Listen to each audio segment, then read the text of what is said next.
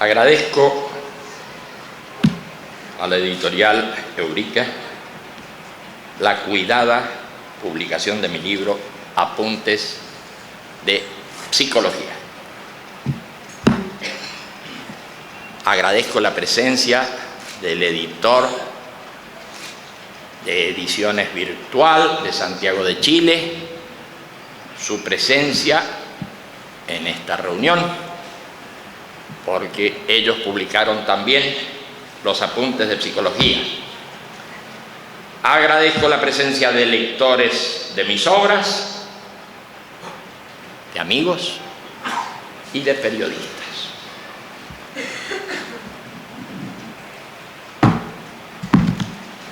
Antes de entrar en materia, debemos considerar que el campo de la psicología ha sido explorado por nosotros en algunas conferencias, artículos y escritos, entre los que destacamos Psicología de la Imagen y la aplicación práctica de esa particular visión de la psique en forma literaria en el libro Experiencias Guiadas. Para quienes se interesan en comprender en profundidad este sistema, debemos recomendar el estudio de autoliberación de Luis Amann y el libro Morfología, Símbolos, Signos y Alegorías de José Caballero. Sin duda que la corriente de pensamiento que nosotros representamos se ha expresado en diferentes campos y, por supuesto, en el ámbito que estamos considerando, ha inspirado numerosos y originales trabajos. En cuanto al material que en este momento nos ocupa, Apuntes de Psicología, debemos decir que este libro es en realidad una recopilación de 4 apuntes tomados en fechas y lugares bastante distantes entre sí. Efectivamente, el primer apunte se produjo en Corfú, Grecia, en 1975. El segundo en Las Palmas de Canarias, España, en 1976.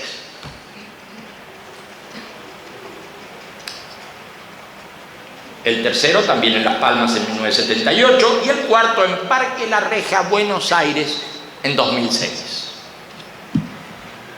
El libro resultó de las recopilaciones efectuadas por los asistentes a las distintas exposiciones. Por ello, el lector encontrará diferencias de estilo en el tratamiento de cada uno de los apuntes. Conceptualmente también se podrá tener alguna dificultad al consultar un apéndice en el primer apunte, que fue insertado con el subtítulo de Bases fisiológicas del psiquismo. Esto es así porque tales bases fisiológicas se trataron de acuerdo a los conocimientos que existían en esa materia en 1975. Y es claro que en estos 35 años, la neurofisiología y la ciencia médica en general avanzó de un modo tan importante que dejó obsoletos muchos conocimientos que se daban por bien fundados unos pocos años atrás. El descargo de esta deficiencia que el lector encontrará en el libro, en ese descargo debo señalar que las bases fisiológicas se incluyeron sujetas a revisión y de ninguna manera colisionan con la concepción del autor referida al funcionamiento del psiquismo humano, que por lo demás no parte de la materialidad para comprender el pensamiento ni el fenómeno mental en general. Debo agregar, para terminar de explicar la composición de este trabajo, que a cada apunte lo designamos en su momento con el título de Psicología en orden sucesivo, desde Psicología 1 a la 4, tal como aparece en la publicación actual. Al decir anteriormente que nuestra concepción del psiquismo humano no parte de la materialidad, nos emplazamos en una dimensión cercana a la del análisis existencial que pone a la conciencia en el plano explicativo de la intencionalidad y la finalidad, y que descarta también toda apelación a lo inconsciente para comprender distintos fenómenos como las producciones oníricas y aún las subliminales. Debo agregar que esta psicología no es ajena a nuestra visión antropológica general, que entiende al ser humano como ser histórico, cuyo modo de acción social transforma a su propia naturaleza. En Psicología 1,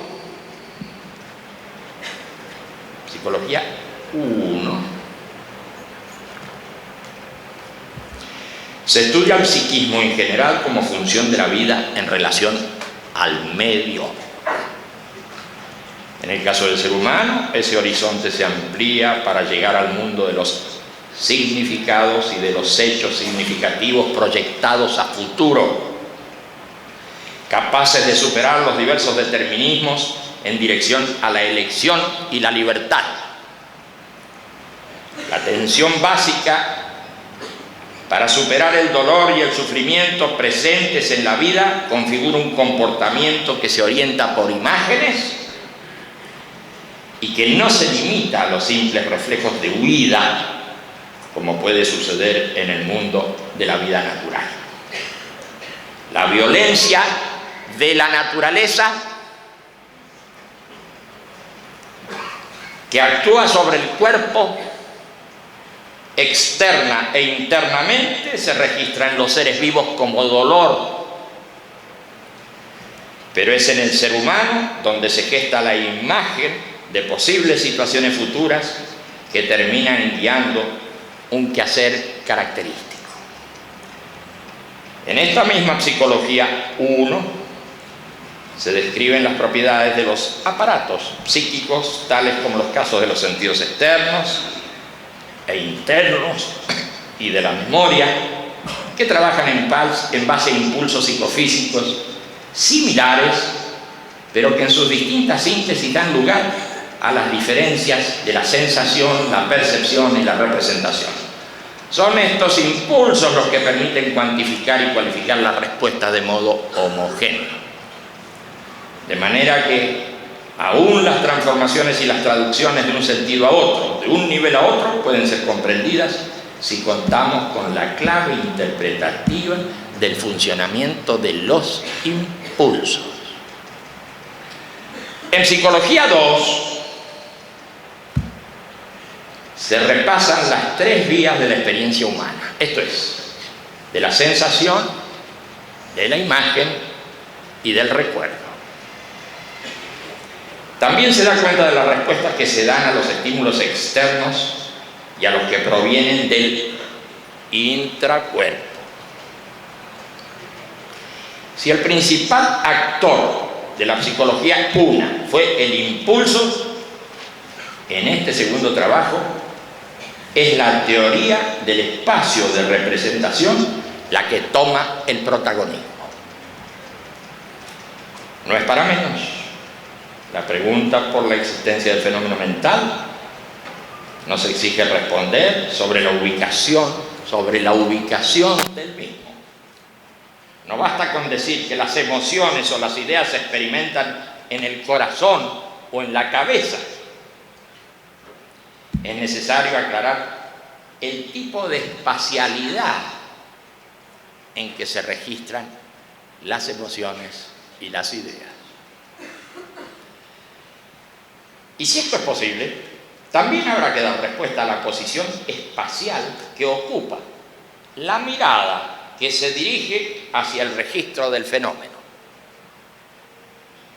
En principio está claro que al mundo externo se lo mira desde una cierta interioridad, pero la observación se complica cuando pretendo observar el mundo interno desde la misma interioridad. Desde la misma interioridad que usaba para referirme al mundo externo. Este tema del espacio de representación dará paso también a preguntas fundamentales por el tiempo de representación que se mueve en una relatividad inasible y que no sigue el orden de sucesión de los momentos que propone la percepción, porque está claro que los tiempos de conciencia se independizan de la sucesión lineal cuando opera la rememoración, la evocación y hasta el simple discurrir que apela a datos anteriormente adquiridos y a futurizaciones o posibles direcciones del pensar. No es necesario considerar el juego de tiempos con que opera el sueño o hasta la simple divagación para comprender la frase anterior que dice el tiempo de representación que se mueve en una relatividad inasible. En todo caso, la teoría del espacio de representación ha venido a llenar una laguna que dominaba la psicología tradicional y a su vez ha suscitado una reconsideración de antiguos temas, así como también ha incitado al descubrimiento de nuevas realidades internas y, en definitiva, a la ampliación de nuestro horizonte psicológico.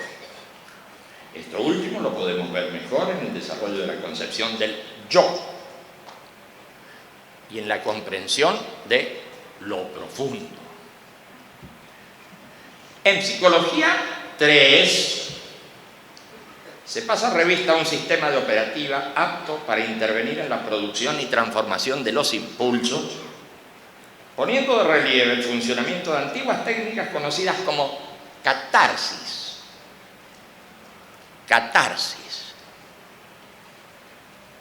Y de otras más recientes llamadas transferencias. Pero muy por encima de toda técnica de operativa es la acción en el mundo habitual la que da valor y dirección a los cambios que se producen en el psiquismo. Repitiendo. Muy por encima de toda técnica de operativa es la acción en el mundo la que da valor y dirección a los cambios que se producen en el psiquismo. La comprensión de este punto ubica nuestra psicología en el nivel que le corresponde, es decir, en el nivel de la vida cotidiana. Esto queda aclarado al explicar el desdoblamiento de los impulsos y la función catártica y transferencial de los mismos. Así, algunos impulsos son capaces de liberar tensiones haciendo descarga de energía psicofísica y por ello los podemos llamar impulsos catárticos. Pero también muchos de ellos son aptos para trasladar cargas internas, integrar contenidos y ampliar las posibilidades de desarrollo de la energía psicofísica, pudiendo ser designados con propiedad como impulsos transferenciales. En general, las acciones humanas están tocadas por la convergencia o la contradicción entre impulsos.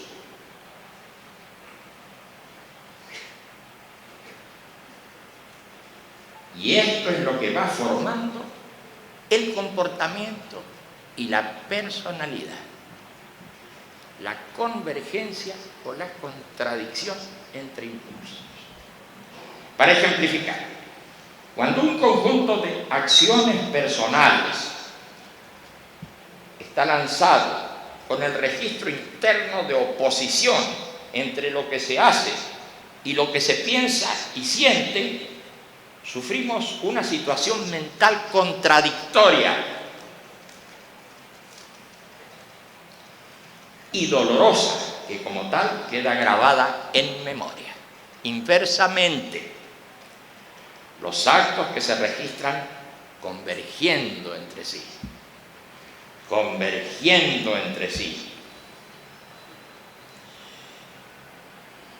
porque hacen coincidir lo que se piensa con lo que se siente, contribuyen a formar un comportamiento de fuerte unidad interna que grabándose en memoria predispone las futuras acciones.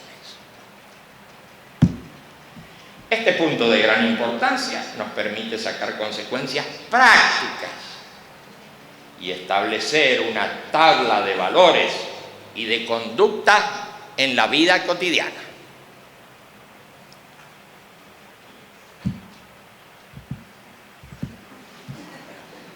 Por lo demás, se fijan diferencias entre las posiciones que asume la conciencia merced al franco desenvolvimiento o al bloqueo de su reversibilidad. En la reversibilidad se destaca el funcionamiento de la atención, que puede ser dirigida hacia las fuentes productoras de impulso y que permite en condiciones normales hacer distinciones entre fenómenos, poniendo en marcha la crítica de los propios mecanismos de reconocimiento. Esta versatilidad atencional que habilita para distinguir entre una percepción y una ilusión, o bien entre una representación y una alucinación, define el estado de lucidez o inversamente el estado de alteración de la conciencia. Finalmente, es en Psicología 4 cuando se toca nuevamente el tema de los impulsos, pero profundizando en su desdoblamiento y explicando que cuando un impulso llega a la conciencia, se graba también en memoria y despierta cadenas asociativas entre distintos objetos mentales.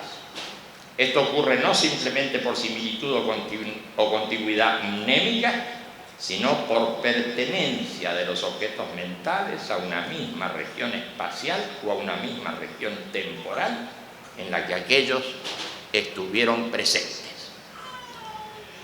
Así es que si se toma un impulso del tipo de la sensación simple, habremos de reconocer que nunca trabaja aislado, sino que se presenta en una estructuración de impulsos asociados que terminan configurando una percepción que es algo más que el simple impulso que llegó al sentido. Y en cuanto al orden temporal en que se presentan los impulsos, observamos que pueden trabajar hacia atrás, hacia el pasado y hacia adelante, hacia el futuro, teniendo por referencia la solidez del registro presente, siempre actualizado por los correspondientes impulsos que provienen de la senestesia y de los otros sentidos internos. Más adelante se establece el campo del trabajo consciente, ubicando allí todos los fenómenos que ocurren en los diferentes estados y niveles de vigilia, semisueño y sueño, incluidos los subliminales.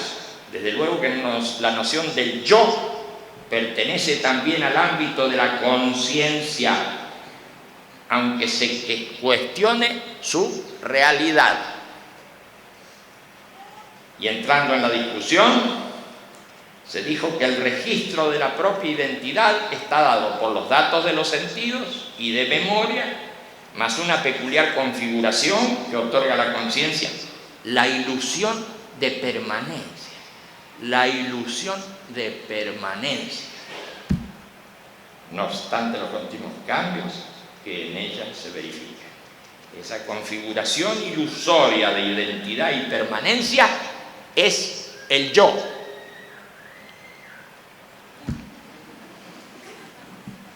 Debemos continuar ahora con una cita de Psicología 4 en la que se explican algunos de los funcionamientos ilusorios de la atención y del yo, referidos sobre todo a distintas posiciones en el espacio de representación. Dice: en vigilia activa, el yo se ubica en las zonas más externas del espacio de representación, perdido en los límites del tacto externo. Pero si hago apercepción de algo que veo, el registro del yo sufre un corrimiento.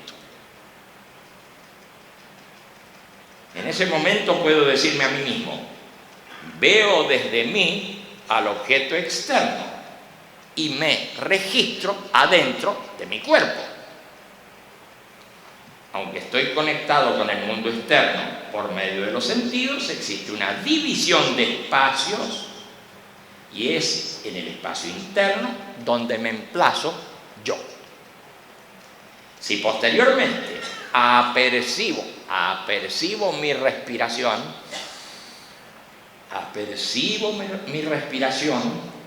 podré decirme a mí mismo, comillas, experimento desde mí el movimiento de mis pulmones. Estoy adentro de mi cuerpo, pero no adentro de mis pulmones. Está claro que experimento una distancia entre el yo y los pulmones, no solamente porque al yo lo registro predominantemente en la cabeza, que está alejada de la caja torácica, sino porque en todos los casos de percepción interna, como ocurre con un dolor de muelas o un dolor de cabeza, los fenómenos estarán siempre a distancia de mí como observador. Pero aquí no nos interesa esta distancia entre el observador y el observado, sino la distancia desde el yo hacia el mundo externo y desde el yo hacia el mundo interno. Por cierto que podemos destacar matices muy sutiles en la variabilidad de las posiciones espaciales del yo. Pero acá estamos resaltando las ubicaciones diametrales del yo en cada caso mencionado. Y en esta descripción podemos decir que el yo se puede ubicar en la interioridad del espacio de representación, pero en los límites táctiles kinestésicos que dan noción del mundo externo, y opuestamente en los límites táctiles senestésicos que dan noción del mundo interno. En todo caso, podemos usar una figura bicóncava elástica como límite entre mundos que se dilata o se contrae y con ello focaliza o difumina el registro de los objetos externos e internos. La atención se dirige más o menos intencionadamente hacia los sentidos externos o internos en la vigilia y pierde el manejo de su dirección en el semisueño y el sueño, y aún en la vigilia de los estados alterados, ya que en todos esos niveles y sentidos la reversibilidad es afectada por fenómenos y registros que se imponen a la conciencia. Es muy evidente que la constitución del yo interviene no solamente la percepción, la representación y la memoria, sino la posición de la atención en el espacio de representación. No se está hablando, por consiguiente, de un yo sustancial, sino de un epifenómeno de la actividad de la conciencia. Este yo, atención, parece cumplir con la función de coordinar las actividades de la conciencia con el propio cuerpo y con el mundo en general. Los registros del transcurrir y de la posición de los fenómenos mentales se imbrican en esta coordinación de la que se terminan independizando. Así, la metáfora del yo cobra identidad y cobra sustancialidad, independizándose de la estructura de funciones de la conciencia.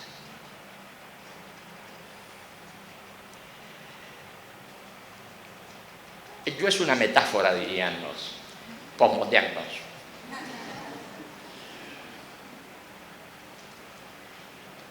Por otra parte, los reiterados registros y reconocimientos de la acción de la atención se van configurando en el ser humano muy tempranamente a medida que el niño dispone de direcciones más o menos voluntarias hacia el mundo externo y el intracuerpo.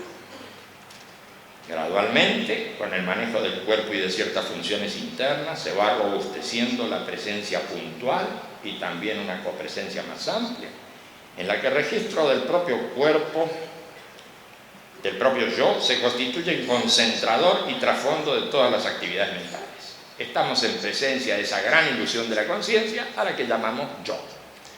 Es claro que existe para la conciencia el registro y la noción del propio yo, pero comprendemos que se trata de una estructuración variable dependiente de la situación de los sentidos, de la memoria y de la posición de la atención en el espacio de representación. A estas alturas del desarrollo de Psicología 4 se llega al parágrafo de las estructuras de conciencia.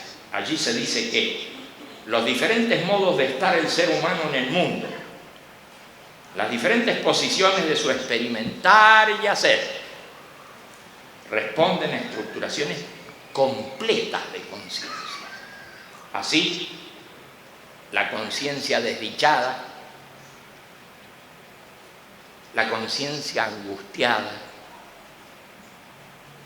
la conciencia emocionada, la conciencia asqueada, la conciencia nauseada, son casos relevantes descritos por diferentes autores que en su mayoría adhieren al método fenomenológico y al análisis existencial. En nuestro caso, comenzamos por estudiar los comportamientos que muestran anormalidades respecto a parámetros del individuo o del grupo considerado. Llevamos nuestro estudio sobre los comportamientos no habituales fuera del terreno de la patología para concentrarnos en dos grandes grupos de estados y casos a los que hemos llamado el grupo de la conciencia perturbada y el grupo de la conciencia inspirada. Decimos que existen diametrales posiciones del yo que van desde la actividad cotidiana a la emoción violenta y estados ensimismados que van desde la calma reflexiva hasta la desconexión con el mundo. Reconocemos además otros estados alterados en los que las representaciones se externalizan proyectivamente, de tal modo que realimentan a la conciencia como percepciones provenientes del mundo externo, y otros de ensimismamiento en los que la percepción del mundo externo se internaliza introyectivamente. Por cierto, esas perturbaciones ocurren transitoriamente, como en el caso de la emoción violenta, o se manifiestan cada vez que se roza una misma situación conflictiva. En este apretado resumen de Psicología 4, quisiéramos referirnos a una estructura global de la conciencia en la que surgen intuiciones inmediatas de la realidad.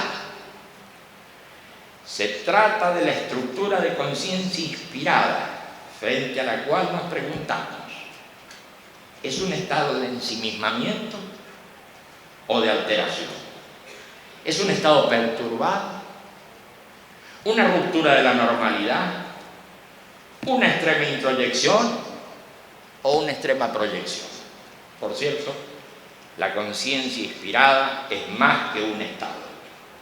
Es una estructura global que pasa por diferentes estados y que se puede manifestar en distintos niveles.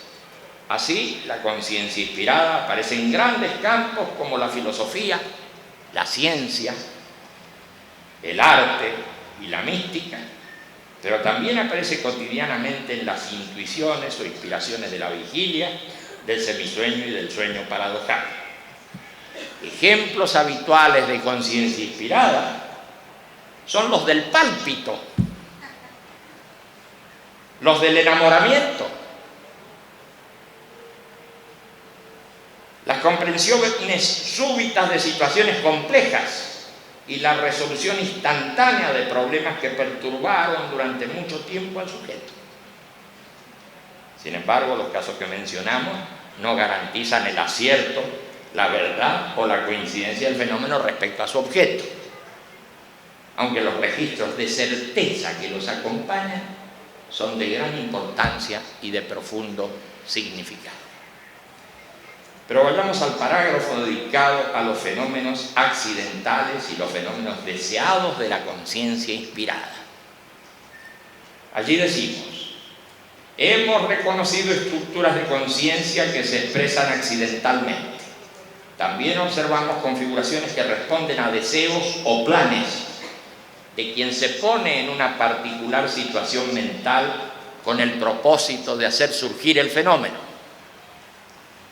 Desde luego, tal cosa a veces funciona y a veces no, como ocurre con ese deseo de inspiración artística, que a veces funciona y a veces no. O a ese enamoramiento, que a veces no llega. Es en la mística especialmente donde la búsqueda de inspiración ha hecho surgir prácticas y sistemas psicológicos que han tenido y tienen desparejo nivel de desarrollo.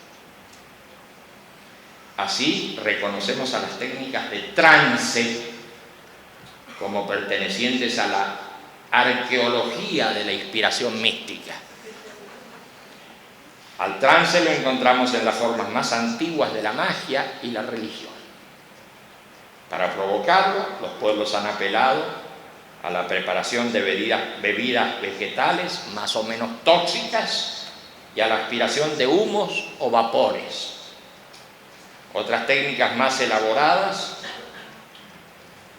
en el sentido de permitir al sujeto controlar y hacer progresar su experiencia mística, se han ido depurando a lo largo del tiempo. Las danzas rituales, las ceremonias repetitivas y agotadoras, los ayunos, las oraciones, los ejercicios de concentración y meditación han tenido a lo largo del tiempo considerable evolución.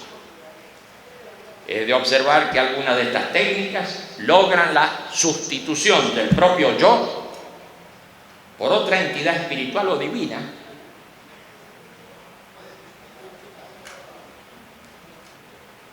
y en base a esas imágenes se va profundizando en el espacio de representación, se toma contacto con otro estado o tal vez con otro nivel de conciencia al cual nos referimos con la designación de lo profundo.